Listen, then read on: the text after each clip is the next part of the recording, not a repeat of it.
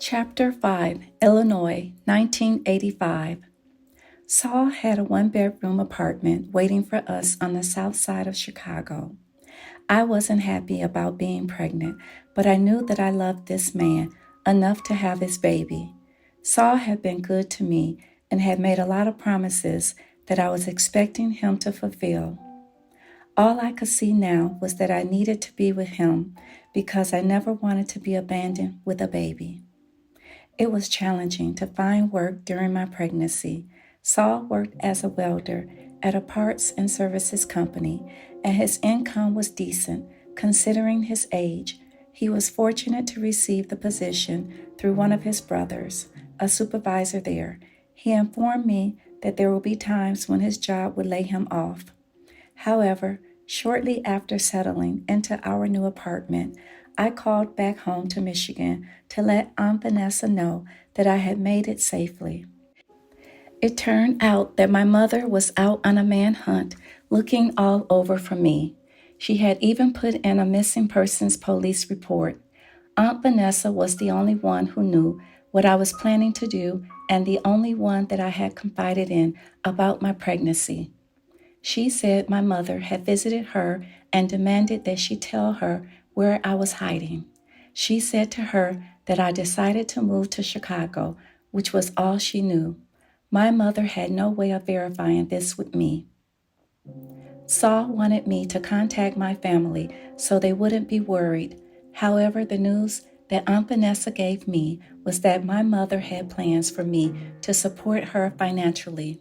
She was hoping that we could live together, but that was out of the question now. I was relieved that I had moved out of state.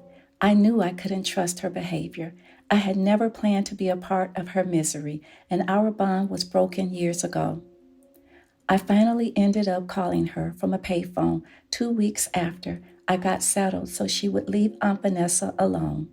She talked fast and cussed me out, asking lots of questions about who is this Saul guy. I briefly told her that I was in love with him and explained how we met in high school. Then I said I wanted her to cool it with looking all over for me. I promised to write her and tell her more details.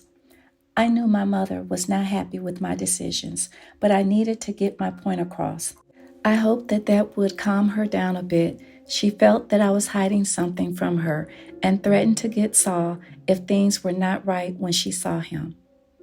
During this time, I was content, but a part of me was scared. I had no mother figure around to tell me what I needed to know about having a baby. During my pregnancy, my eyes were open. I could see its effects on my relationship with Saul. It slowed things down because I was getting tired as my body grew into the pregnancy. We weren't able to drive around at all times of the night to sightsee, take long walks, eat out at the restaurant, or shop at the mall, and on top of that, new bills were coming in. The first layoff experience with Saul occurred 5 months after I relocated to Chicago. It was the beginning of hard times and struggles. The job that he held was a supply and demand business. He could be laid off every 4 months. He took the risk when he decided to go back to work for this employer. At this particular time, while I was pregnant, Saul was denied unemployment benefits due to overdrawing from his last layoff, so there was no money coming in. That hurt us, but with Saul's diverse skills and his big brother's help, he was back working in no time. I wanted to contribute, but I was getting further along in my pregnancy. He suggested that I could have gotten an abortion when we were back in Michigan, and I felt very hurt thinking that he wanted to run. Saul started smoking more marijuana and drinking, saying that it helped him to relax and relieve stress. It didn't bother me because I felt as long as he was treating me the same, I couldn't complain. Then he started hanging out on the weekends, saying he was at his brother's house on the south side. Autumn was settling upon us when I decided to write my mother so she could stop worrying about me. One evening, while I was alone at home, my doorbell rang, and I answered it. It was my mother, out of the blue. I didn't know how she would react because she had never met Saul, but we became friends for the first time during her visit. She wanted to see what kind of living conditions I was in and meet Saul face to face. She also introduced me to her mother's half sister's family, who lived 5 minutes away in Argyle Gardens. When I met them, they embraced me with kindness. However, I didn't feel too comfortable with one particular cousin. I didn't receive positive vibes from her. Her aura was like a scarlet letter, releasing negative energy. She reached out to me and we talked on the phone until I realized that her conversations were demeaning.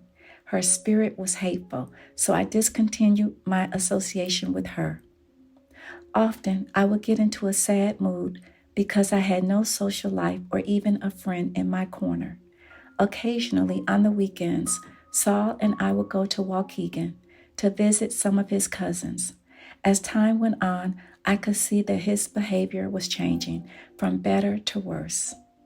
Saul's relatives weren't genuinely friendly towards me, and I felt disconnected from people.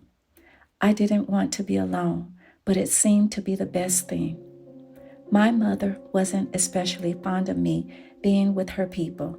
I believe that it was a little jealousy on her part, and because she didn't know them either, but still, she wanted somebody to look out for me. She commended me for being a clean and decent woman.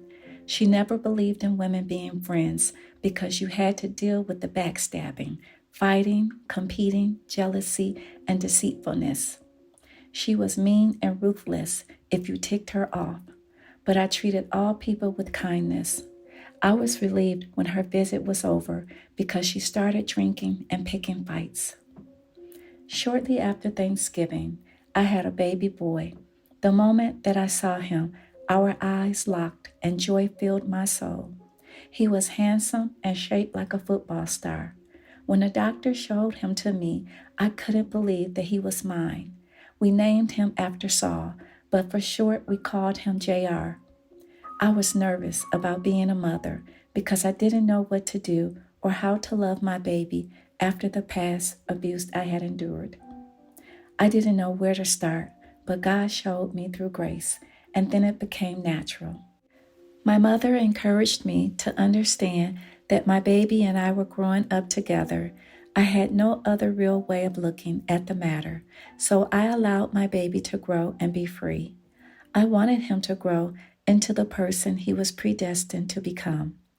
Most importantly, I didn't want to repeat that cycle of abuse. My whole life changed from that point on. For the first time, I realized the implications of being a teen mother, but I needed to work to support my family. I didn't have any skills, and times were up and down for us financially. Saul was laid off just about every 4 months, like clockwork. It placed more pressure on our relationship. He'd start smoking again and drinking to cope with how his life was being affected. Then he'd start running the streets and hanging out. When I was alone at night, I was scared and paranoid if I heard any noises. We lived in a basement apartment, and people were always walking past our windows. Sometimes the neighbor kids would play in the bushes and try to peep through the windows. When I was lying in bed, I heard some noises coming from the bushes outside my bedroom window. Two teenage girls were watching the baby and me. Although these girls lived across the street, I felt very uncomfortable because they always flirted with Saul. Saul and I started having more problems because he wasn't spending enough time with me. I began to feel very isolated, even from him. The more I complained, the more he'd go and stay away at his brother's house. They would get together to drink, gamble, and talk for hours. He grew up being very close to his siblings, but I began to believe that he used this as an alibi to get out of the house to do other things over time. I never wanted to be a burden to him, so I would pray and occupy myself with the baby, but I felt like Saul was punishing me for having the baby. He wasn't ready to be a father, and abortion would have been his excuse to get off scot-free. I had refused to do that because I had been raised to accept the consequences of my actions. I remembered the times I would sit back and think about the 3 words he said to me: I love you. Somehow all that had changed after he moved to Chicago.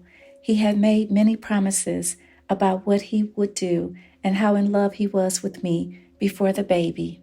Now he wanted us to separate because having a family was hard on him financially. I was devastated, and I felt like he was breaking up with me because I didn't have anything to offer. I called his mother crying. She explained how he had always expressed that he loved me and dreamed of being married one day. His problem was that he didn't want to grow up to accept his new responsibilities. We agreed to send the baby to Saul's parents down south for the summer, but I couldn't find work during that time. I bought a newspaper and realized that I did not have any of the skills required to apply for anything that interests me, but the ones I did find interesting, I called.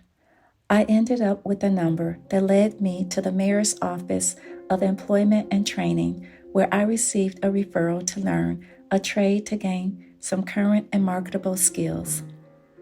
I enrolled in a secretarial training school fall of 1986.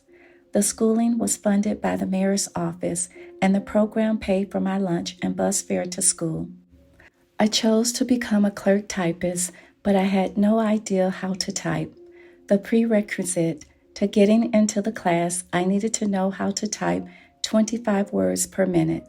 I had no other options, so I prayed to the Lord to teach me how to type over the weekend. When the coordinator, named Pam, asked me to take the typing test, I told her the truth, that I didn't know how to type. She sighed for a second, and then she waived the typing part of the test and gave me the written test. I was admitted into the program by the grace of God. He heard my prayer and gave me favor. I started school anxiously, but the next issue was we had only one car. Saul would drop me off and pick me up, but that interfered when he had to look for work and take care of business. While in the program, I met Krista, one of the other students. She taught me how to catch CTA. I used to be frightened about riding the buses. It looked so confusing and scary. I believe many of my fears were because my life growing up in Alabama was utterly different from Chicago's fast-paced city life. I was sheltered from a lot of evil that was growing rampant by the day. I was years unprepared and naive about people and life. Some things came easy, but the majority of the changes in Chicago were challenging to navigate. I met Shelley and Vivian from my class. They were some wild girls. We went out for lunch one day to get something to eat, and they started smoking marijuana and drinking 40s. They tried to get me to join in, but I told them I didn't drink or do drugs. They laughed, and Shelley pulled out some pictures of her boyfriend naked with a heart on. I knew that these girls were not the type of people I needed to be involved with, so I slowly weaned myself away from them. Once I finished school in the spring of 1987, I immediately started searching for a job. I was hired for the summer working in a call center at a marketing company on the north side. I was out and about taking the buses and trains, by then like a pro. I also wanted to get better at typing, so I bought an old typewriter and practiced until I got better. When the summer ended, I applied for another job at the ITFC in Training for Christ.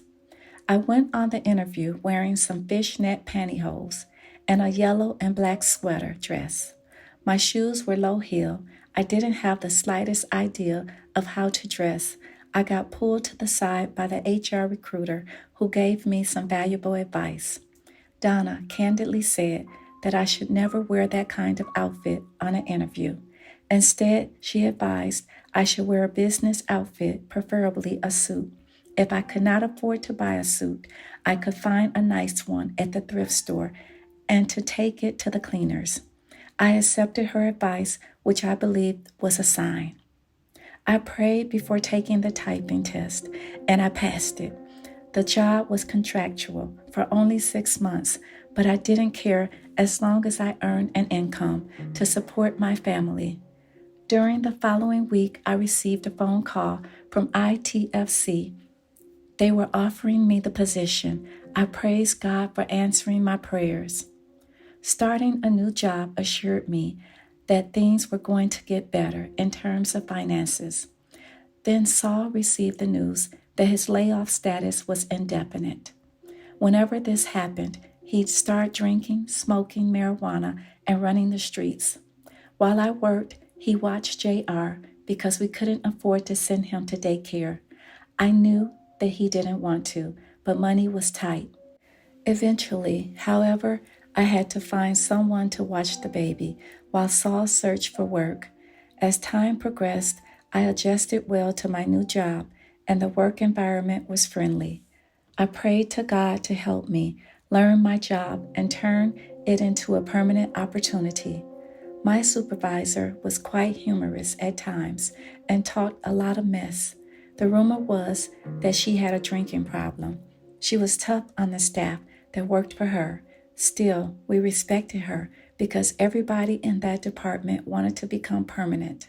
As time went on, I began to look at the job postings on the board. I wasn't eligible until I made my 6 months, but in between the wait, I kept the faith. One of my co-workers from Kentucky, she and I shared stories about our Southern life. After telling her about my roots, she was amazed and suggested that I write a book. I went back to my desk and images of my past flashed before me. The bullets and the long, hot, sunny days in the fields, riding to town on the back of my granddaddy's old Chevy truck and watching in amazement at how my grandmother wringed the necks of the chickens we anticipated to eat for dinner. It was the freshest chicken and dumpling that I had ever tasted. I had a strange feeling that maybe I could write something that could impact someone's life in a positive way. Saul still had a hard time finding a full-time job. We thought that maybe the best thing to do was relocate to Birmingham, which seemed our only option if he and I didn't get a permanent job. Finally, I saw a position that interested me and applied for it. This opportunity turned things around for us. I became a permanent employee with medical benefits to cover my family. My new boss was strict and managed her staff like a drill sergeant, but I realized that I had to crawl before I could walk in this new corporate world of politics, and I hung in there as I learned the ropes. My new position wasn't very challenging, but I was thankful to have stability in my life. Working for ITFC prepared me for the life in the corporate world. There I met Debbie. She was very polished and professional with her game. We became acquainted as I would run into her at the elevator or walk past her desk. During that time in my life, I wasn't going to church or connected to any spiritual people. Debbie asked if she could talk to me about Jehovah, and I agreed. It was an awakening for me to get back involved with God. I also felt that this was an open door to meeting new people. I enjoyed talking to Debbie about God because she was very knowledgeable and patient with me. She gave me copies of the Watchtower and other literature. I learned what Armageddon meant. I was open to hearing about being a better person and learning about what to do and not to please Jehovah. It was a sign to remind me of my spiritual roots. Debbie and I started riding the train home together after work. She wanted me to give her a commitment to begin studying the Watchtower magazine, a Jehovah's Witness preparation process to train you before your conversion to the faith. When people saw us together, they assumed that she was trying to convert me. I never minded being around her, but I wasn't sure about what kind of commitment this studying meant. As I started to wonder about my beliefs, I began avoiding her. I started feeling pressured or coerced when we were together to hear only about Jehovah. I wanted Debbie's friendship, but I wasn't going to commit to being a Jehovah's Witness. There was a lot to consider if I was going to do that. The things I had been taught were starting to convict me. My upbringing in the Lord and the church was quite different from what I had learned about Jehovah Witnessing. I knew about Jesus, and I would never forget him or stop calling on his name for all things. This witnessing just didn't rest well with my soul. I knew Jesus had died on the cross for all my sins so that I could be forgiven. It stirred up feelings inside my soul about my faith. I was familiar with seeing the name Jehovah in the Bible, but the way that I had been raised to worship God was going to be changed. I was uncomfortable about departing from the Holy Bible's teaching to follow this new faith. It was ingrained in my spirit to worship Jesus, the Son of God. I disagreed with how Jehovah's Witnesses took matters into their own hands. If I committed a sin that was against the doctrine, I could get disfellowship by the elders. As a Christian, if I sinned or fell short, I could be forgiven without being judged by man or cast out of the faith. That was when I accepted that Jesus dying meant that I could be forgiven by his blood that was shed. As I was leaving work to catch my bus to cross the street on State Street and Grand Avenue, I began to envision an example Jesus gave to me that brought me back to him. The analogy was this. As I cross the street, a car comes recklessly down the street. I am not paying attention, and I can't see the danger coming my way. A man jumps in front of me to prevent the car from killing me, and he dies in the process, choosing to give up his life to save me.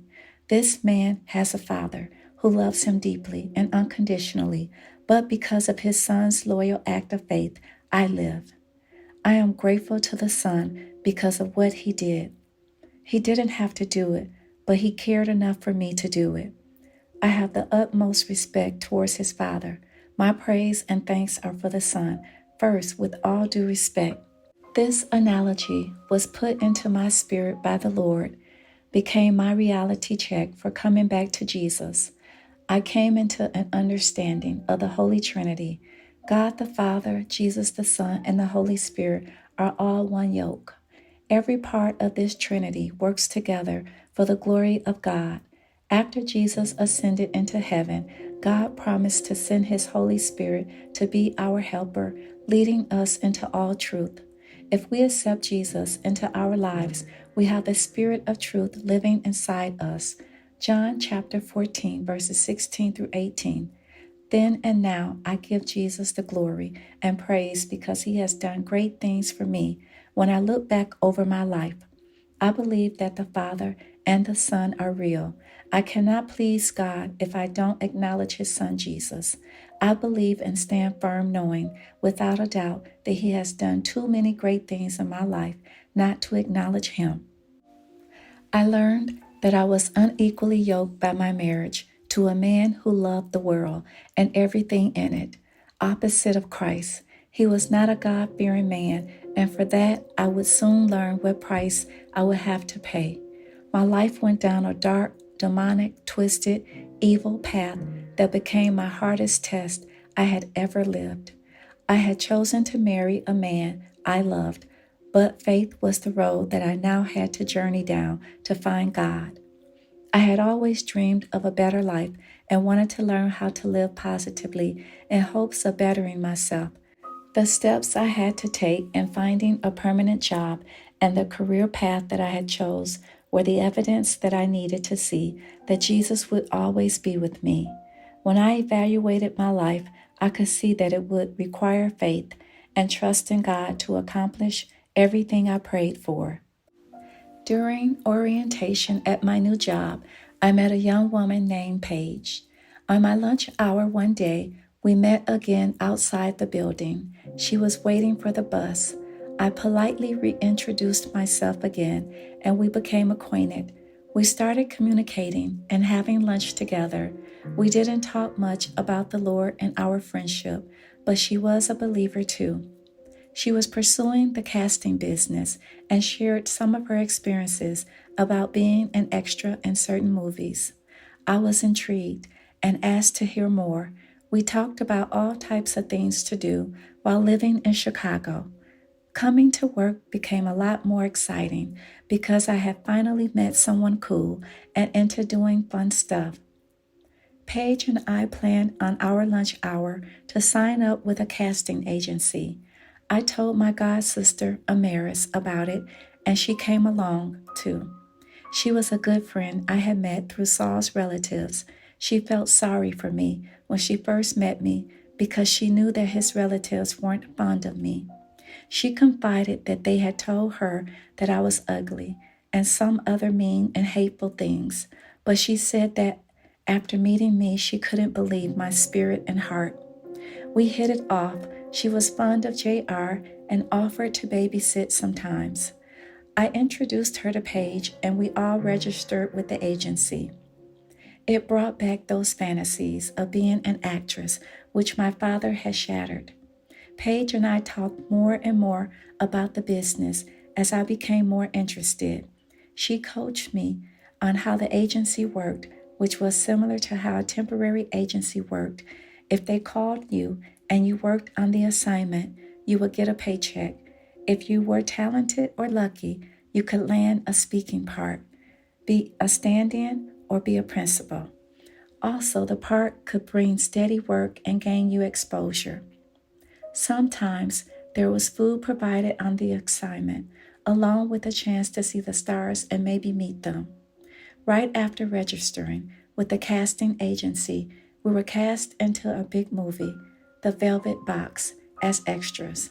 Then I received a phone call at work, a man asking if I could audition for a part in a movie with Greg, Dakota, and Frisco Love. I didn't know who Greg Dakota was, but I was excited about the phone call.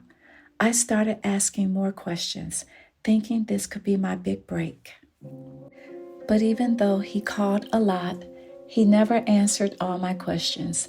He would only say, "I'll call you back on such and such a date with more details." There was a lot of excitement going on inside my mind. I couldn't wait to go home to tell Saul, Amaris, and my mother about the phone call. My mother was excited because I was, but then she immediately said that it could be a hoax. Once she said that, I cooled down.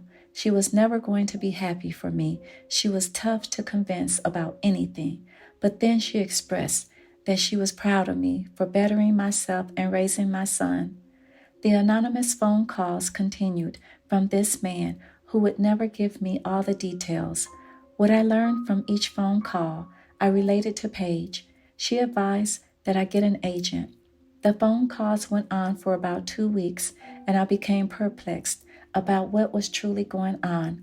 I had no way of checking him out or tracing the phone calls because he wouldn't leave a phone number. He claimed that he was going back on his end to get more information. I started inquiring about who Greg Dakota was, and I found out that he was an Olympic swimmer. Then my mother started asking me questions about Paige. She didn't believe that this was legit. Amaris agreed with my mother and advised me to play it out to the end. During the last conversation I remember having with this man, he insisted that I catch a plane out to Los Angeles right away. He gave some faulty information on where I should meet near the Hollywood studios, which was how the phone calls ended. I was salty because reality had started to settle in about everything. I summed things up in my mind that this was a dirty trick. Amaris and my mother accused Paige because of her involvement in the casting business, so I confronted her and asked if she had anything to do with the alleged caller. She denied it and asked how could I accuse her of such a thing. I told her that she knew the business and her best friend were the only two people capable of doing such a thing. Based on my response, she knew that I was outraged. Amaris felt that I was going out on a limb to continue my friendship with Paige. She and another acquaintance made mean remarks about Paige, because they didn't believe that she was innocent. I dismissed their comments because I knew that they didn't like her to begin with. However, I believed with hindsight, people can pretend to like you or are cool with you, but only time would tell if a friendship is genuine. I gave it some time to blow over because things were shaky between us. As time went on, we got past it. One afternoon, I was in the cafeteria at work finishing my lunch when I saw a woman staring at me. I had seen her in passing out of the corner of my eye on another occasion, but I hadn't paid it any mind until she stopped me to ask if I was her cousin. I instantly recognized her by her smile and teeth. She was the cousin my mother had introduced me to that was very negative.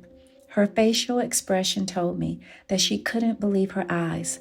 It had been 2 years since I had last spoken to her because she looked down on me for being a young, naive wife and mother.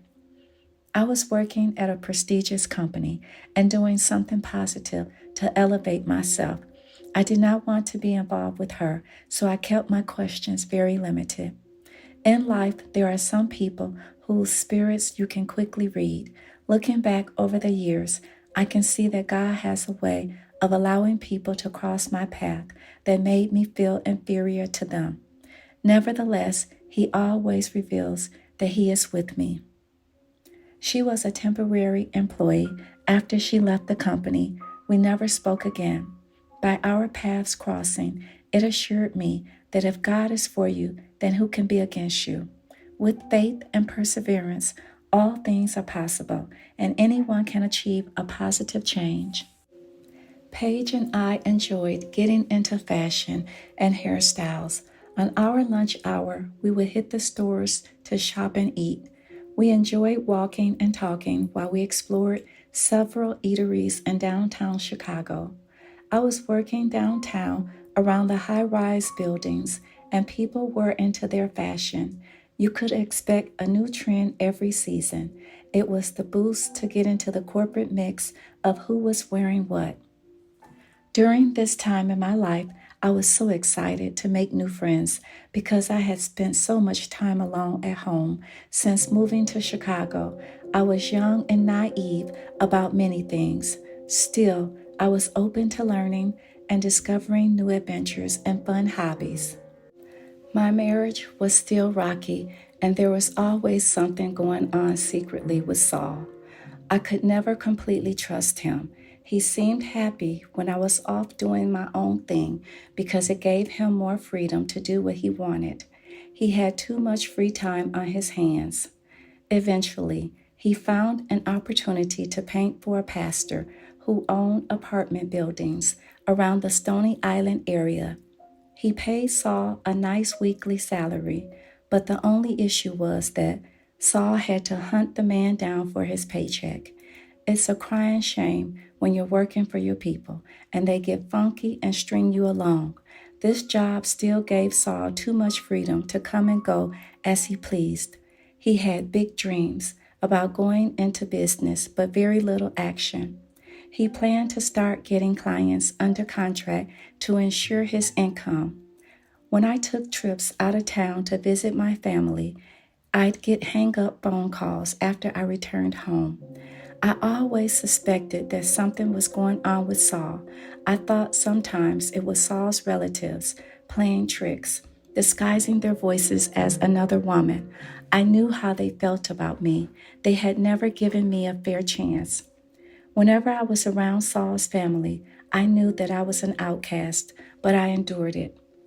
I had, however, always enjoyed talking to one particular cousin. She had shown an interest in having a friendship with me the first time I met her. She had another sister that admired me too.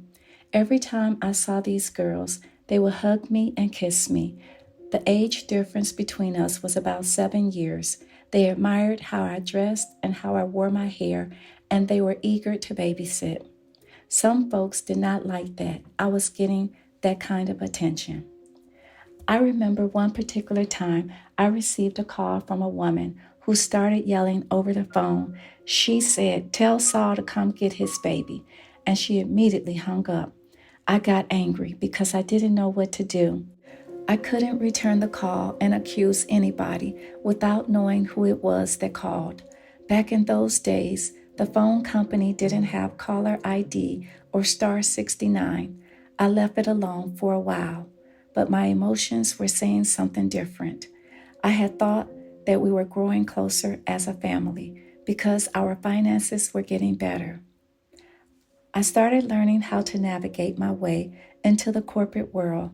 Something inside me urged me to strive for something more challenging, and I soon became unhappy with my job. I had a strong desire within that pushed me towards advancing myself, but I knew that I had to stay in my current position until things got better. Meanwhile, I learned how to dress better, sit back, and watch how dirty corporate politics could get. That became my focus. Sometimes I felt paranoid while sitting at home waiting for Saul to return. I suppressed my emotions by putting energy into focusing on learning how to get from A to Z. I needed to become independent without being dependent on him or anybody for that matter, but God. I started to feel what Saul felt as a working citizen. My self esteem grew, and I met different people on my job and in my travels. Whatever insecurity I felt with Saul, I knew that he wasn't going to leave me. I felt that our love was deep because of our history. I had a son, and we had gotten married to secure our relationship. I vowed that I was in this for the long haul, for richer or poorer, in sickness and in health, because I loved him. These were my feelings that I based my love upon. I didn't see the truth about him because he was sneaky, he was a professional manipulator and liar. Again, there it was, that urging pushing me to seek a better position within my company. I didn't possess enough skills to compete because office automation was changing. I'd often hear that I needed to possess on the job skills like using a fax machine and word processor and multitasking. Still, I kept applying for different positions posted on the board. I had faith. I would get the interviews, but not the offer. I remember getting my hopes up and then being disappointed every time. But again, I kept the faith and believed that something would happen for me. I read the daily word to keep me inspired. Around late fall of 1989, my father Jonathan made a short visit to Chicago to move some furniture for our cousin Fay Lynn, who had relocated there. I called her and she put Jonathan on the phone. He spoke kindly and then started stuttering as he expressed that he was sorry for hurting me. He brought up excuses as to why he acted the way he had. It was an unexpected event. I had no idea that I would live to hear his confession after leaving home 5 years ago. I immediately told him that I forgave him. My family and I went to visit him while he was in town. It felt awkward seeing him in Chicago. I pondered his words, but I did not think much about him after that. I had suppressed the pain and moved past it, but I still had not healed from the hurt. However, I was able to show him love despite the past. I really could not express how I was feeling, to be honest, because my heart and mind were in different places. I got a promotion after interviewing for nearly 2 years. My new boss was an African American woman. I believed it was God's favor that I was hired because I reminded her of her daughter in some special way. In my heart, I felt grateful for my new opportunity. It was more proof that God does answer prayer over and over again. I thought this change was all I needed to get my feet on solid ground, and I was optimistic about everything. I got what I wanted in terms of more pay, flexibility, minimum supervision, and even some perks. But as I started working in the position, I realized that it wasn't a career path to open the door for greater opportunities. Still, that never discouraged me from accepting the job because I knew it was a blessing. I wanted to grow and become marketable. I had an eager attitude towards learning and becoming a team player. My cousin Paris relocated from California to Chi-Town during the summer of 1990. I was excited when she came out to live. We had always been close from the time we were little girls and had stayed in touch no matter what happened in our lives. She was going through something and needed a relocation. She asked if she could come and stay with me till she got on her feet. I was all for it because we had that respect for each other, and I never felt insecure about her being around Saul. I also hoped that would occupy some of my lonely time and we'd be good company to each other. I planned to help her get a position working at my job or assist her in seeking employment at the Federal Reserve Bank. She had strong banking skills in her work background. I admired her because she was ambitious, attractive, outgoing, hardworking, and had some college behind her. She drove a Mercedes and seemed to have her life together from the times we talked over the phone. She would send pictures to show how well she was doing. I had confidence that in no time she'd be on her feet and doing her own thing. I'll never forget the day that Saul and I went to pick her up from O'Hare Airport. As soon as we got back home, I thought that she and I would sit and unwind and talk. She asked if she could go get some Baskin Robbins ice cream. I remembered that we had passed by it on the way home, so I kindly gave her my car keys. I started to worry about her after it got dark. I asked Saul to go look for her. After a day had gone by and she was still missing in action, I was worried to death. I fell into a sleeping depression. I would come home and get straight in bed. I needed my car to get to the L station, and my cousin was still missing. Saul and I decided that if we didn't hear back from her by the next day, we would call the police. That's what we did, and they came out to the house because my car was missing too. They said that Paris was 21 years old. The law could not do anything about her being away from home. I called her mother in California to explain and to ask if she knew anyone in Chicago besides me. Her mother said that Paris was not herself, that something was wrong with her. She confessed that Paris was using drugs. She feared that my cousin was tied up in a body bag, cut into pieces, or dead somewhere on the streets. I had never dealt with a person on drugs with this type of behavior. I had heard that when the urge came, it was pretty intense, and after the first hit, the cravings were twice as strong. The drug spirit controlled your mind and body like an evil spell. I kept praying and worrying until she showed up. She looked horrible and had lost a lot of weight. Her story was that these four guys had jumped her and taken my car. I believed her because I was concerned about her being alive at this point. She confessed that she had a disease she would be battling with for the rest of her life. She tried to be honest in expressing that it was hard to stop once she started using drugs. I trembled while the tears rolled down my face because I believed that our friendship had been destroyed and the close connection we had would never be the same. She tried to convince me that she was going to get it together. We hugged each other, even though I was afraid to touch her, imagining how frail her bones were. She had met many strangers that lived nearby in other neighborhoods, so I gave her an ultimatum: go back to California or move out. I knew I couldn't trust her in my house. I told her that she needed to get herself together and that I couldn't help her if she would bring danger to my family and me. I was trying to get her back on the bus, but that was not happening. She made arrangements and moved out immediately. We mutually agreed that there were no hard feelings. Paris started living with a couple around the corner. I attempted to help her get a job, although somehow I felt responsible for getting her back home. She came to my job dressed up and bubbly. I noticed that she was wearing a crystal charm necklace by the way she was playing with it while she was expressing herself. I wondered Was there any cocaine or crack inside it? She talked about it, giving her spiritual power and strength to find herself. I looked at her and proceeded to give her the application, but she wanted me to fill it out. She suddenly seemed exhausted and uninterested, so I suggested we take a walk over to a nearby pizzeria. While we were sitting down talking, she fell asleep.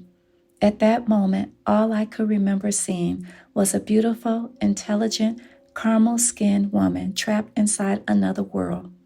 I loved my cousin. I had no idea of what she was running from or what on earth this was all about. At that point, I ceased assisting her with a job. She was unable to get it together. I left her at the restaurant and went back to work.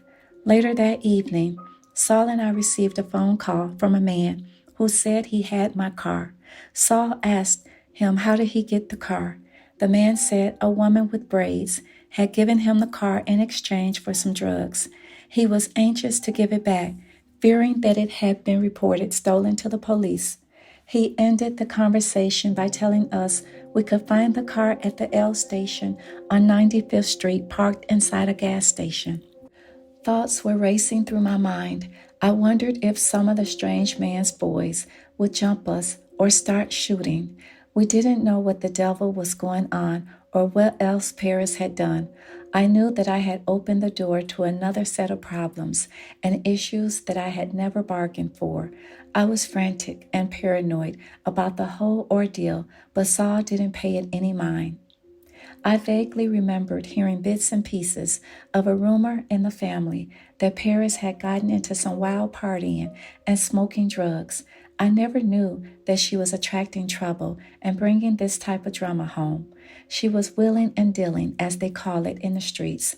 I couldn't focus on the things that I needed to anymore because of this negativity in my life. Paris ended up being involved with some people with who she had no business being with. She got dropped off by different cab drivers at my apartment. I warned her to have them drop her off at least a few blocks away because I didn't know these people. One evening, I received a phone call from her at a payphone. She had gotten abducted by a man. He took the phone from her and said he was Scatman. I was terrified at the tone in his voice. Then he started yelling at Paris and saying he was trying to find out who I was to her. He didn't believe anything she had told him. I begged him not to harm her. He said, I'm trying to find out what her problem is. I convinced him to put her back on the phone. Then I told her to pray and run. When Paris showed up again, she told me the whole story. This man kidnapped her while she was on dope, holding her hostage and telling her that she was his now. He planned to put her out on the streets to prostitute. He locked her up in his apartment. She couldn't get out because there were bars on the doors and windows. While they were out catching buses one day to go buy some winter coats, they ran into his old man, who asked him what was he doing with that pretty girl. He was afraid of his old man. He started stuttering. He replied, but his father knew he was hiding something. He saw the fear in her eyes and yelled at Scatman to let her go. Paris' spirit rejoiced to the Lord for hearing her cry. She started walking as quickly as she could, and as she got out of their sight, she took off running for her life and found her way back to my apartment. She asked if she could wash up and spend the night. The next morning when I woke for work, I told her that she needed to get her things together to leave. She had no place to go but out on the streets. Eventually, I'd hear from her as she'd call from different strangers' houses. I'd often hear her yelling and banging in the background, which caused me to cringe at the sounds of rage and danger. Paris was crying and pleading for the strength to get out of each situation. I felt afraid for her to the point my entire day would be messed up worrying about her. My nerves were no good. Saul and I ended up putting Paris on the Greyhound the next time she came to visit. We gave her no choice of coming back over if she didn't get on that bus. Things had gotten too rough and out of control. I stayed in touch with her after she made it back to California safely. She had gotten involved with a man while she was using drugs. He provided a safe place for her to stay during the times she had nowhere to go. He seemed to be very interested in her despite her addiction. Meanwhile, I was trying to pick up the pieces to put my life back on track.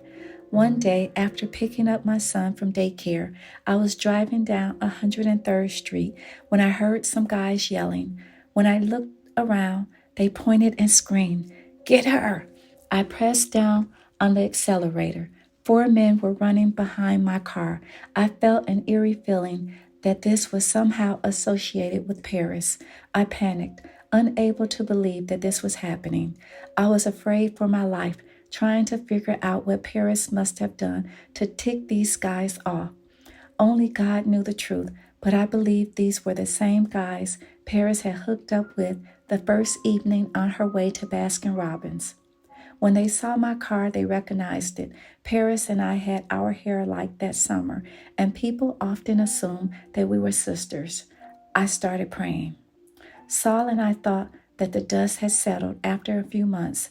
Little did we know that my car would be vandalized while parked on the street near the bus stop. Our apartment was also broken into, and we were robbed. I felt that something would happen that day because I had this strong feeling within me on my way out the door that someone was watching me. I had bought a London fog coat from Marshall Fields, and I listened to my intuition that day and wore my coat to work. I thank God that I listened because I could have said bye-bye to my nice coat. Since our home had been vandalized, I wanted to move, but we could not get out of the lease. We had 7 more months of living in fear of these attacks. It is true that for every action, there is a reaction. I was warned to be careful and trust in people I met, which I failed to discern that meant family too. Because of my lack of wisdom and immaturity, I opened the door and invited the enemy into my house. When springtime arrived, we moved out of our apartment of 6 years. We moved to my sister-in-law's house. She lived in a better neighborhood, and that calmed so much stress down in my life. It gave us a new start. Saul found a better job working in the suburbs. Yet there was another ordeal happening. I fell into the power trip syndrome, trapped with my boss, with whom I was at odds ever since I had tried to resolve some management issues with her. Some people in power feel that you need them because they have the power and can pull strings. However, this was not a game that I wanted to play. I started feeling sick about being in my position. All the methods that I had put forth to resolve the matter were failing. Our vibes were rubbing off on each other while we worked together. I stayed professional and kept matters between us, but it became a long, drawn-out political game. Finally, I vented to my sister-in-law about the issues I was having. I didn't know how to resolve matters, but I needed to get things out. My face broke out with bad acne, and I started drinking during my lunch hour and after work. I felt useless in my job, which caused me to have low self-esteem and lacked the confidence that I needed. I made the wrong move, and this was where it got me, on the blacklist. Paris suggested that I move to California and find work. I started thinking that maybe I needed to relocate. It seemed to be a way out, but I wasn't sure about doing this without allowing some time to pray and plan first. I wanted to be stable with my family and do the right thing. Day after day, my thoughts grew as I fantasized about California. My Aunt Vanessa had moved out there when she got divorced. She had gotten a job and was doing well. I tried to sort things out in my mind to find balance, but I couldn't. My work and marriage were the 2 major causes of an enormous amount of stress in my life. Saul and I were having frequent disagreements and were drifting apart. I felt that things had to change, but I didn't know how to initiate the change. I wanted to run away from all the madness. One Friday evening after work, I called home to let Saul know that I would stop by TGIF with a girlfriend. He seemed fine about it, but he was waiting upstairs in our bedroom After I got home, he had a strange look on his face, and I asked him what was wrong. Then he asked me, "Where have you been?" As I got closer to smell if he had been drinking, he grabbed me, putting his hands in my face. I didn't know what the devil was going on. I began to tell him that he knew where I had been. I had told him, but somehow he wasn't listening. He pushed me down on the bed and started throwing punches while I wrestled to escape. I ran out of the bedroom towards the stairs. When I looked back, he was gaining on me, and that's when I took a leap to the bottom. I had no idea where I was running to, but I made it safely inside the guest bathroom and locked the door.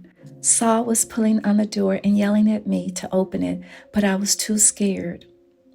I had seen my sister-in-law's shadow before I made it inside.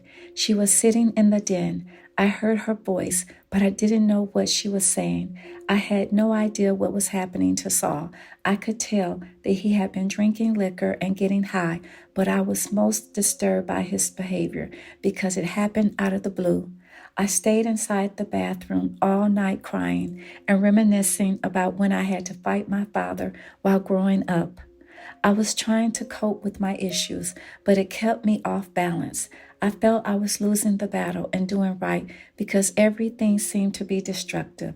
I stayed in touch with Paris, and our conversations grew more intense about my leaving Chicago. I started preparing mentally to do it. Once things simmered down, I talked with Saul. I started believing that somehow he would not want to get high or drink so much if I got him away from Chicago.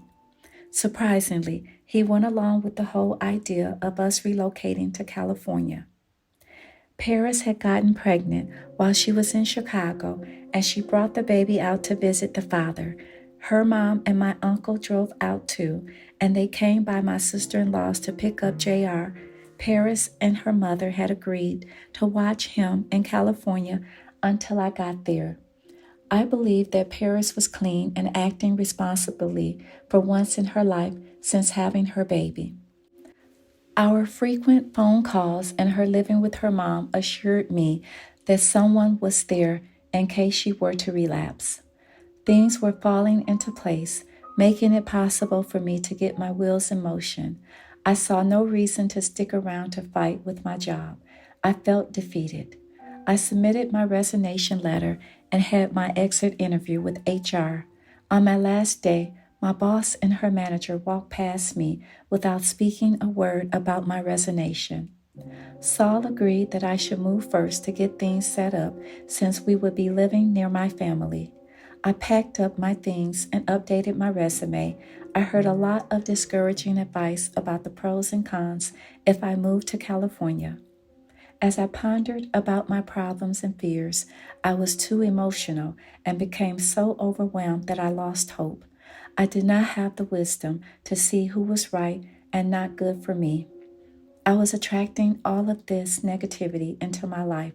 I was entangled with my husband's demons and secret drug addiction, my cousins, and everyone else that had an ulterior motive that I could not see. My work life was a failure and struggle. I saw no way out but to run. My life was a mess because I had my baggage. I ran from loss of identity, brokenness, rejection, painful memories, and feeling inadequate to face any of the circumstances, trauma, and people I was attached to. I believed with faith that I could successfully make it with God's help, with a clean start in California. On Labor Day weekend of 1991, I flew out to California.